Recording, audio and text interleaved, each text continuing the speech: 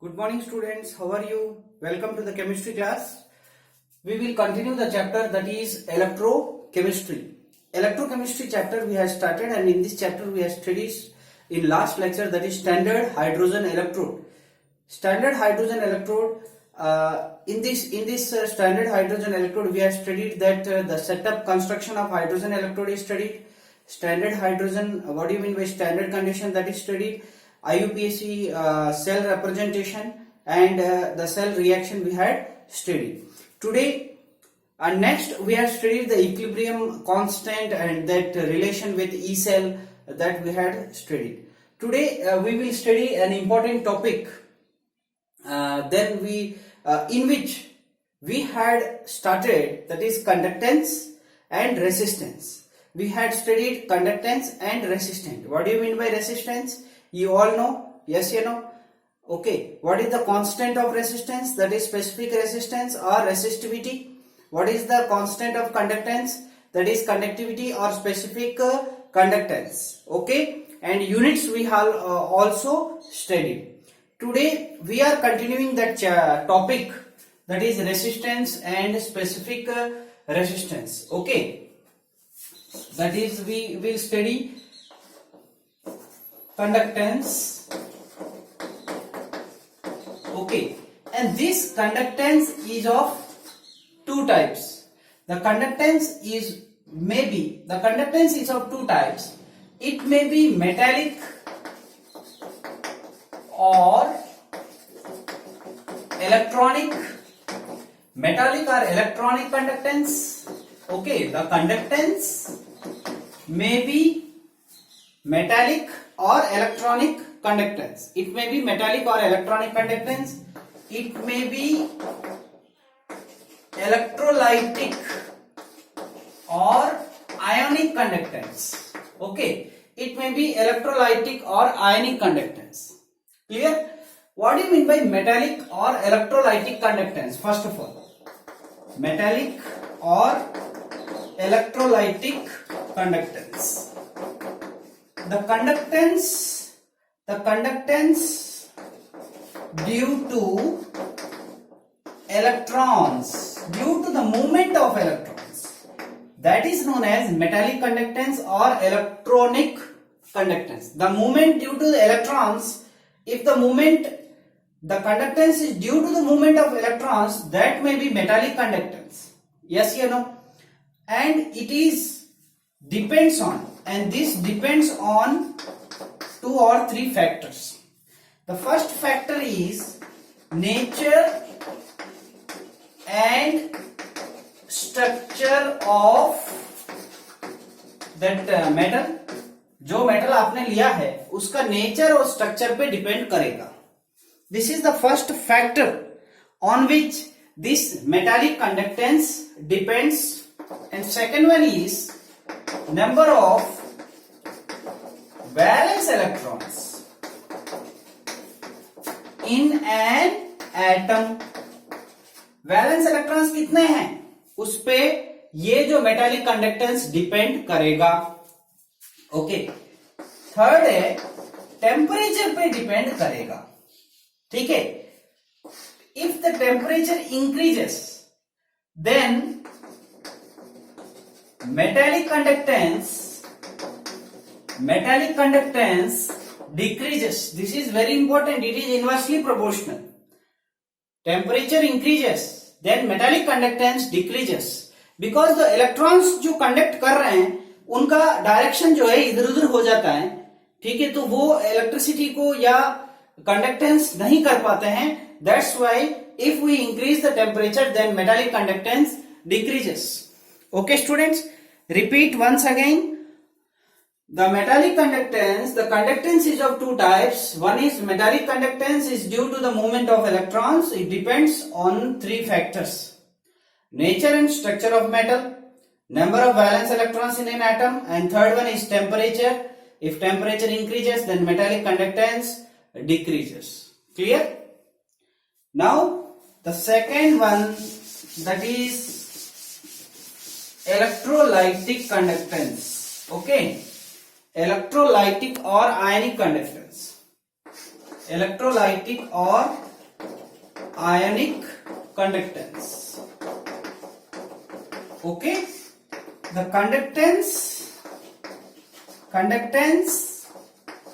Due to ions. अब देखिए students, अगर आपने NaCl एक इलेक्ट्रोलाइट होता है, NaCl क्या होता है? एक इलेक्ट्रोलाइट होता है. अब उस इलेक्ट्रोलाइट को आपने एक सॉल्यूशन में सॉल्वेंट के अंदर डाल दिया और सॉल्यूशन आपने बना दिया. आपने NaCl को क्या किया है? वाटर में डाल दिया, आपने सॉल्यूशन बना दिया NaCl का. अब ये इलेक्ट्रोलाइटिक सॉल्यूशन बन गया. ठीक है, अब इसमें जैसे ही डाला है तो Na+Cl- क्या बन जाएंगे? आयंस बन जाएंगे वाटर के अंदर, सॉल्यूशन के अंदर.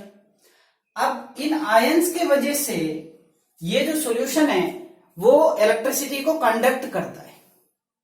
यस या no? This type of conductance is known as electrolytic और ionic conductance.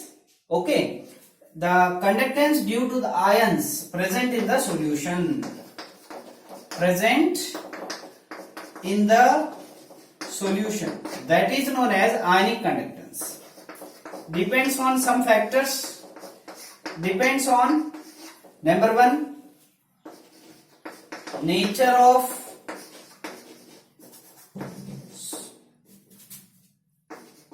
solute or electrolyte.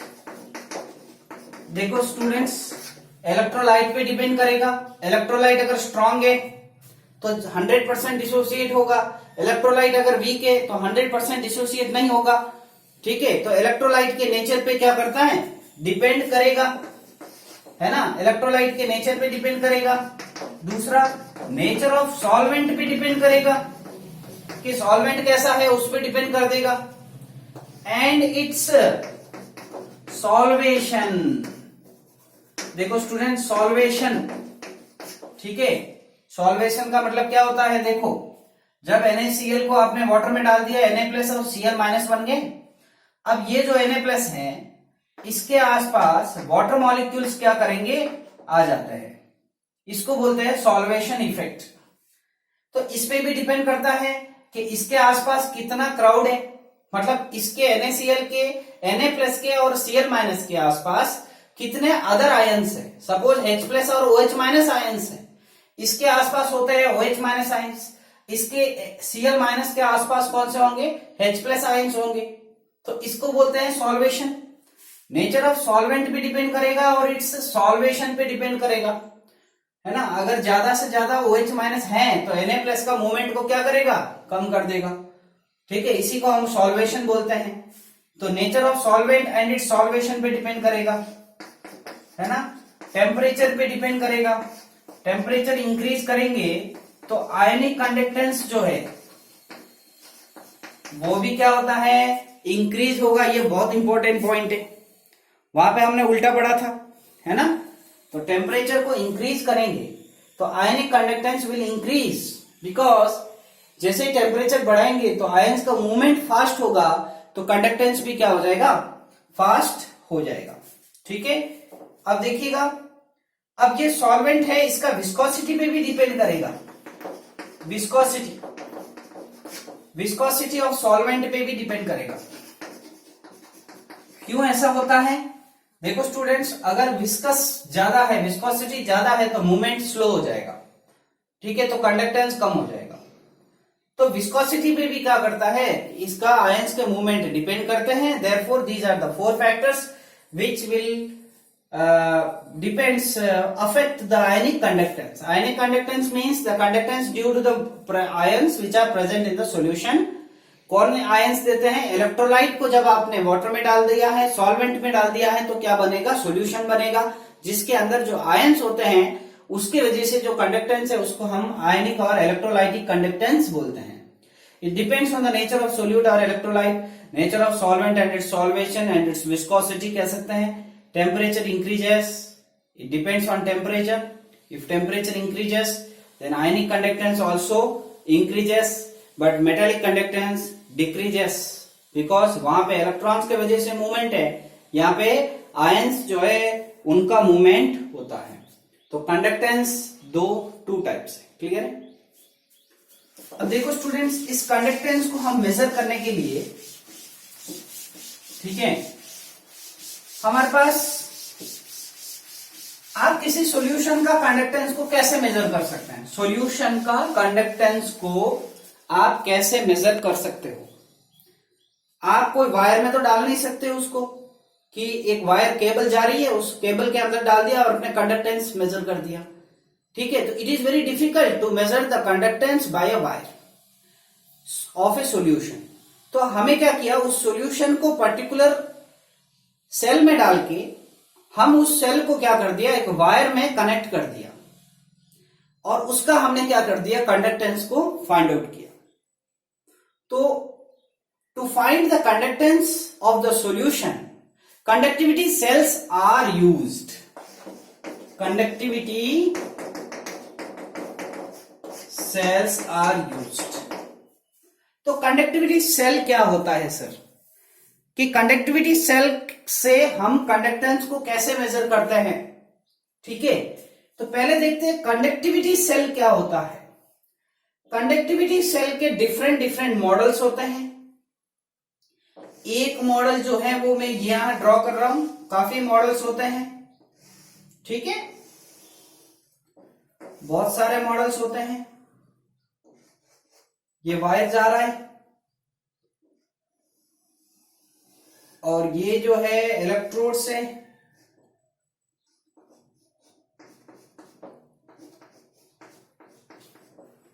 ये इलेक्ट्रोड्स हैं, एक जैसे हैं। देखिएगा प्लैटिनम इलेक्ट्रोड्स हैं, इलेक्ट्रोड्स हमेशा प्लैटिनम होते हैं, ये दोनों प्लैटिनम इलेक्ट्रोड्स हैं, ठीक है? Conductivity cell are of different models और different types in which the solution is placed.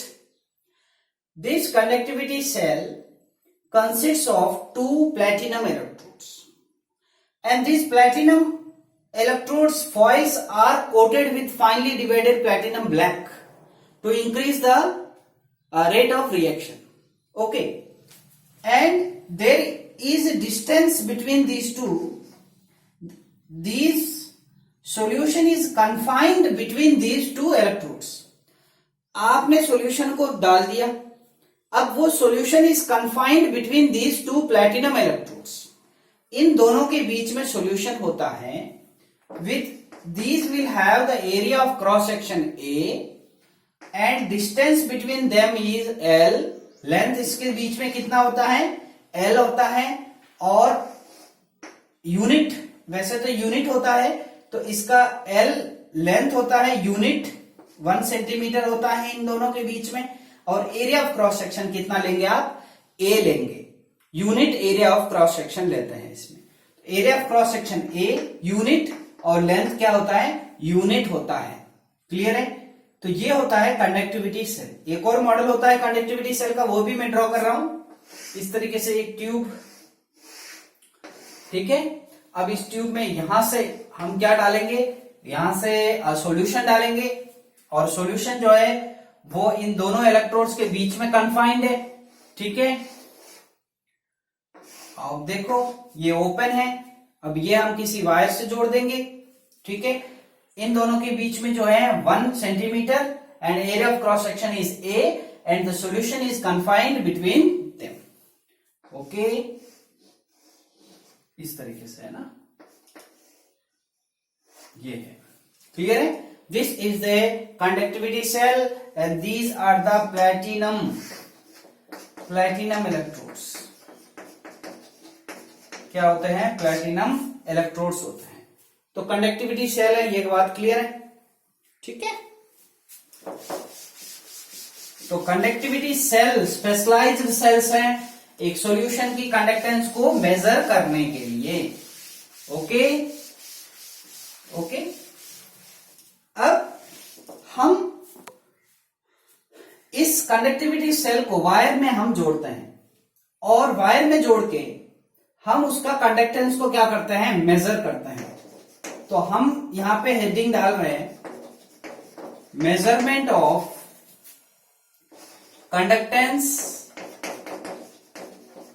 और रेसिस्टेंस। देखो कंडक्टेंस आ जाएगा तो रेसिस्टेंस भी आ जाएगा, रेसिस्टेंस आ जाएगा तो कंडक्टेंस भी आ जाएगा ऑफ ए सॉल्यूशन। ओके, तो इसके लिए हम क्या यूज करते हैं? Wheatstone bridge. व्हीटस्टोन ब्रिज हम यूज करते हैं। By Wheatstone bridge we can measure the resistance of the solution. Okay, the solution is placed in a conductivity cell and we can measure the resistance of that solution and then we can measure the conductance. Okay, so unknown resistance can be measured by Wheatstone bridge. Unknown resistance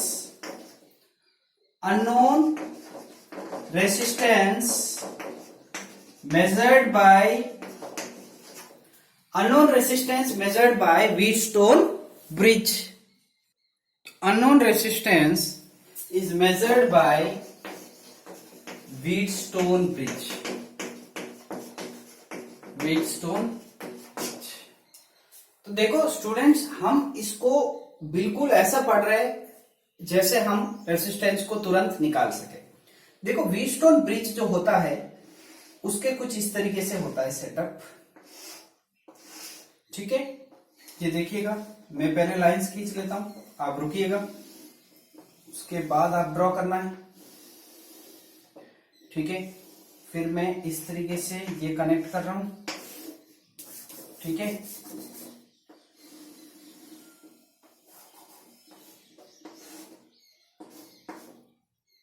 ठीक है, ये देखिएगा, इस तरीके से connection कर दिया। अब ये बैटरी है। अब यहां पे एक तो वेरिएबल रेसिस्टेंस होगा इसमें, इस वेरिएबल रेसिस्टेंस को R बोलते हैं, और कंडक्टिविटी सेल जो है वो ये है, दिस इज कंडक्टिविटी सेल। तो स्टूडेंट्स, कंडक्टिविटी सेल के अंदर क्या डालते हैं हम? सॉल्यूशन को डालेंगे जिसका रेसिस्टेंस हम फाइंड आउट कर रहे हैं। तो इसको हमने R1 बोल दिया, इसको हमने R2 बोल दिया, और यहां पे नॉन रेसिस्टेंस होगा जिसको R3 बोल दिया, है ना। इसके भी नॉन रेसिस्टेंस होगा जिसको हमने बोल दिया R4 बोल दिया। तो R1, R2, R3, R4 इसमें आ जाएंगे। अब हमारा जो सॉल्यूशन है इसका रेसिस्टेंस हमें निकालना है, तो हम क्या करेंगे? R1 इक्वल्स टू, इसका ऑपोजिट क्या है? R3। तो हमने यहां लिख दिया मल्टीपल में R3, R2 multiplied by R4। This is the answer for Wheatstone bridge. तो ये है व्हीटस्टोन ब्रिज। तो स्टूडेंट, इसे बोलते हैं हम व्हीटस्टोन ब्रिज। व्हीटस्टोन ब्रिज में क्या किया? ये है setup, this is the variable resistance, this are the known resistance. R1 यहाँ पे हमने कंडक्टिविटी सेल को लगाया है, यहाँ पे सॉल्यूशन को पुट किया है जिसका रेसिस्टेंस हमें फाइंड आउट कर रहे हैं। तो ये R1 that is multiplied by R3, R2 multiplied by R4। तो R1 multiplied by R3 upon में आ जाएगा। तो R1 आपको फाइंड आउट करना है, तो लिख लीजिएगा R1 is the unknown resistance, R3, R4 non resistance, R2 is the variable resistance. तो रेसिस्टेंस आ गया, तो आप निकाल सकते हो, क्या निकाल सकते हैं हम? कंडक्टेंस को निकाल सकते हैं, है ना। अब देखो स्टूडेंट्स, हमने देखा है कि area of cross section conductivity cell में कितनी होती है? A होती है ना। Area of the cross section कितनी होती है? A होता है, और लेंथ कितना होता है? L होता है। सॉल्यूशन उसके बीच में कन्फाइंड होता है। तो हमें एक कॉन्सेप्ट पढ़ना है जिसका नाम है सेल कांस्टेंट। ठीक है, okay, cell constant which is represented by G star. Okay, देखो ये हमने देखा है कि R equals to rho L upon A। Yes या नो? यस या नो, है ना। तो दिस G स्टार, अब इस L अपॉन A जो है that is known as cell constant, that is known as cell constant which is represented by G star. That means R equals to rho G star लगा दिया मैंने, और G star equals to R upon rho कर दिया मैंने। Yes या no? अब देखो, हमने देखा कप्पा इक्वल्स टू 1 अपॉन क्या होता है? रो होता है ना। तो G स्टार इक्वल्स टू ये देखो ये 1/रो है कि नहीं है? 1/रो, तो हमने यहां पे लिख दिया 1/रो को कैसे लिख दिया? कप्पा इंटू आर लिख दिया हमने। यस या no? Kappa is the specific conductance, rho is the specific resistance. तो this is the relation between this cell constant means L upon A, length upon area of the cross section. Okay, and now that is R equals to rho L upon A, that means R equals to rho G star, because this is cell constant. G star equals to R upon rho, G star equals to kappa into R. So this is the simple explanation for the cell constant, that is L upon A. तो clear है students? ठीक है। तो students next topic, very important topic, that is conductivity and molar conductivity. ठीक है, पढ़े तो देखिएगा।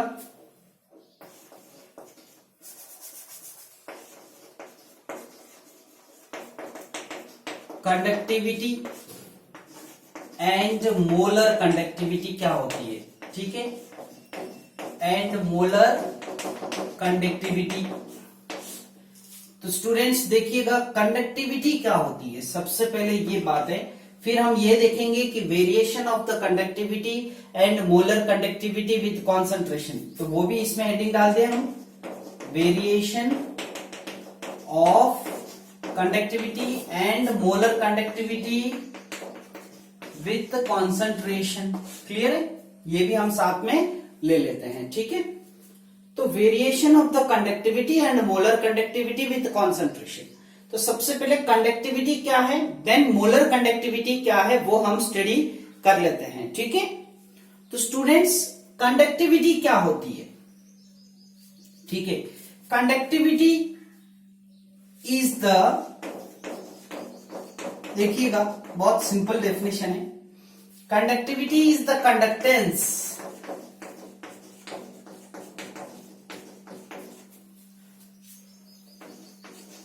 of one conductance of ions having one unit volume. Conductivity is the conductance of ions having one unit volume. One unit volume में जितने ions हैं उनका conductance को हम क्या बोलते हैं? कंडक्टिविटी बोलते हैं। ठीक है, एंड कंडक्टिविटी, ये जो आयंस है ना, ये वन यूनिट वॉल्यूम में जो आयंस है उसके वजह से जो कंडक्टेंस आता है उसको हम क्या बोलते हैं? कंडक्टिविटी बोलते हैं। तो हमने क्या लिखा? Conductivity is the conductance of ions having one unit volume. One unit volume के अंदर जो आयंस है उसका कंडक्टेंस को हम कंडक्टिविटी बोलते हैं। And this conductivity decreases with decrease in concentration. अगर आपने कॉन्सेंट्रेशन को कम किया, ठीक है, कॉन्सेंट्रेशन को कम करना मतलब डाइल्यूशन को बढ़ाना। यस या no? Concentration and dilution are inversely proportional. If you decrease the concentration, that means we will increase the dilution. आपने सॉल्वेंट डाल दिया, सपोज आपने एक आयंस लिया है वन यूनिट वॉल्यूम, उसकी कंडक्टिविटी आपने मेजर की, ठीक है। अब उस कंडक्टिविटी मेजर करने के बाद आपने वाटर डाल दिया, मतलब आपने डाइल्यूट कर दिया। जैसे डाइल्यूट करेंगे तो ions in one unit volume कम हो जाएंगे, तो कंडक्टिविटी भी क्या हो जाएगी? कम हो जाएगी।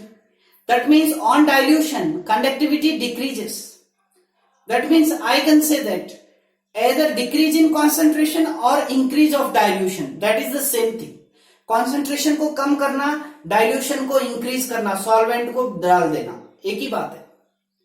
तो आपने concentration को कम किया तो conductivity भी क्या हो जाएगी? कम हो जाएगी।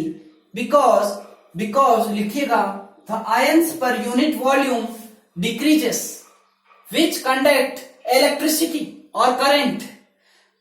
Conductivity decreases with decrease in concentration or increase of dilution because the number of ions decreases per unit volume which conduct current.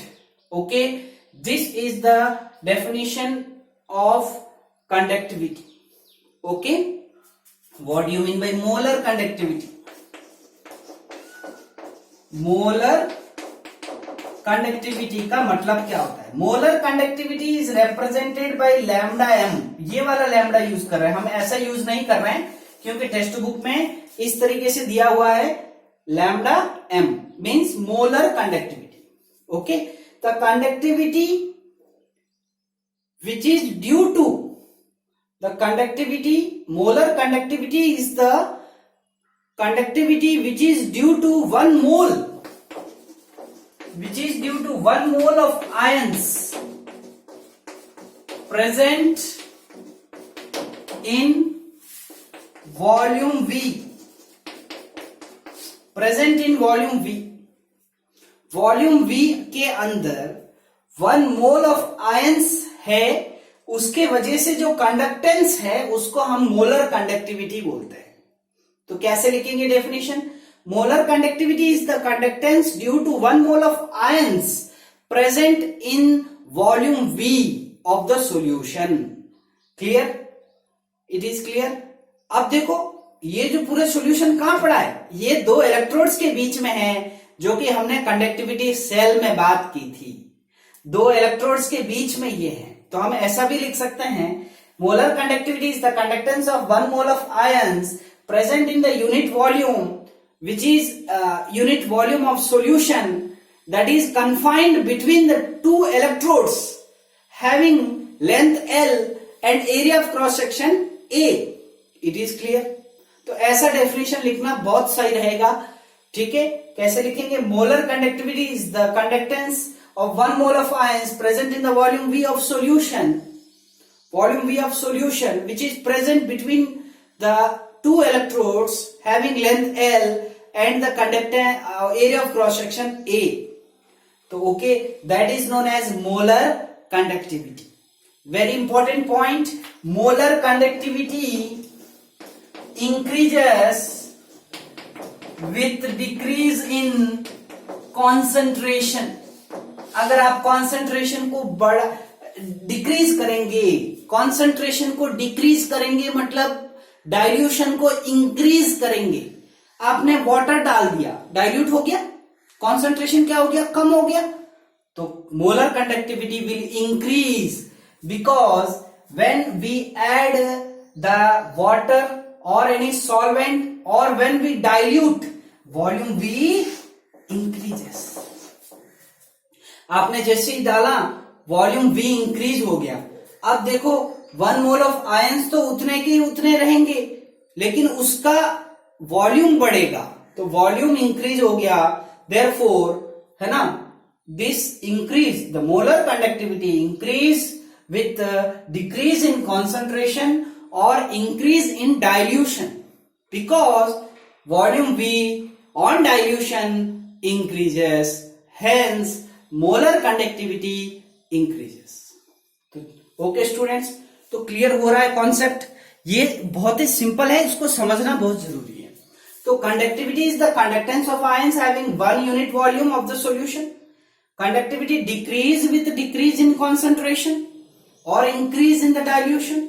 Molar conductivity क्या होता है? 1 मोल ऑफ आयंस के वजह से जो कंडक्टेंस है, जो कि वॉल्यूम V में प्रेजेंट है और इलेक्ट्रोड्स के बीच में है, ये भी इलेक्ट्रोड्स के बीच में ही है. ठीक है, तो उसको हम बोलते हैं molar conductivity, represented by lambda M बोलते हैं इसको. Molar conductivity increases with decrease in concentration, with decrease in concentration और increase in the dilution. Clear? Because the volume V increases. और यहां पे क्यों कम हो रहा है? क्योंकि ions per unit volume decreases. Clear? Okay students, formula बताए, मैं फॉर्मूला बता देता हूं मोलर कंडक्टेंस का. ठीक है, ये कॉन्सेप्ट बहुत इंपॉर्टेंट है, ठीक कर लीजिए, इसको समझना बहुत जरूरी है. मोलर कंडक्टेंस क्या होता है? ठीक है, कंडक्टिविटी क्या होती है? बहुत बार इसमें क्वेश्चंस आए हैं. लैम्डा एम इक्वल्स टू, ठीक है, kappa upon concentration that is known as molar conductivity. This is molar conductivity. इसको क्या बोलते हैं? molar conductivity बोलते हैं. ठीक है, kappa, this is kappa, kappa upon concentration. अब देखिएगा इस मोलर कंडक्टिविटी का हम अगर यूनिट लिखें siemens metre square mole inverse और siemens centimetre square mole inverse. ठीक है, अब देखिए students, 1 siemens metre square mole inverse equals to 10 to power 4 siemens centimetre square mole inverse. Siemens centimetre square mole inverse equals to 10 to power -4 siemens metre square mole inverse हो जाएगा. Note कीजिए, centimetre 1 siemens metre square mole inverse. This is the unit of lambda M molar conductivity. This equals to 10 to power 4 siemens metre square mole inverse. 1 siemens centimetre square equals to mole inverse equals to 10 to power -4 siemens centimetre square mole inverse. Clear है? ठीक है, अब देखिएगा. ठीक है, अब देखो, अगर मैं मोलर कंडक्टिविटी को कैलकुलेट कर रहा हूं और आपका जो कॉन्सेंट्रेशन है वो 0 होने को आया है. ठीक है, कॉन्सेंट्रेशन टेंड्स टू 0. अगर आपका कॉन्सेंट्रेशन टेंड्स टू 0 बोलते हैं इसको, है ना, इस एरो को क्या बोलते हैं? Concentration tends to 0. कॉन्सेंट्रेशन आपने डाइल्यूट करते गए तो वो कॉन्सेंट्रेशन एक टाइम में क्या हो जाएगा? 0 हो जाएगा. ठीक है, तो when concentration tends to 0 that is also known as dilution. Infinity कर दिया आपने, मतलब आपने कॉन्सेंट्रेशन को 0 करने का मतलब आपने डाइल्यूशन को इंफिनिटी कर दिया. Infinite dilution, eight infinite dilution. Concentration को 0, कॉन्सेंट्रेशन टेंड्स टू 0 का मतलब होता है आपने इनफाइनाइट डाइल्यूशन किया है. बात समझ में आ गई? इनफाइनाइट डाइल्यूशन आपने किया है. क्लियर है? अब देखिएगा, the molar conductance of the solution for which 0 or at infinite dilution, the molar conductance of the solution for which concentration tends to 0 or at infinite dilution or concentration tends to 0, that molar conductivity is known as limiting molar conductivity. Limiting molar conductivity. Limiting molar conductivity is the molar conductivity for the solution for which concentration tends to 0 or at infinite dilution. Clear है? इस condition पे जो molar conductivity है उसी को आप क्या नाम दे दिया है? लिमिटिंग मोलर कंडक्टिविटी दे दिया है. And it is represented by lambda M. तो है ही है मोलर कंडक्टिविटी का, ऊपर नॉट लगा दीजिए, तो ये है limiting molar conductivity. Limiting molar conductivity का मतलब the molar conductivity when concentration tends to 0 और at infinite dilution, that is known as limiting molar conductivity. Clear है? तो स्टूडेंट्स, आज यहां तक है. Very important topics: conductance, resistance, cell constant, conductivity cell, Wheatstone bridge to measure the unknown resistance are one that is okay. And then we had studied how the cell constant is related with R and G. G means conductance and R means resistance. Then we had studied this formula. Okay, this formula we had studied. Okay, this relation we had derived. This is very important formula. Then we had studied the conductivity and molar conductivity. Then finally limiting molar conductivity. Okay, and we had also related the variation of the concentration for conductivity and molar conductivity. Thank you students. Have a nice day. We will meet in the next video lecture.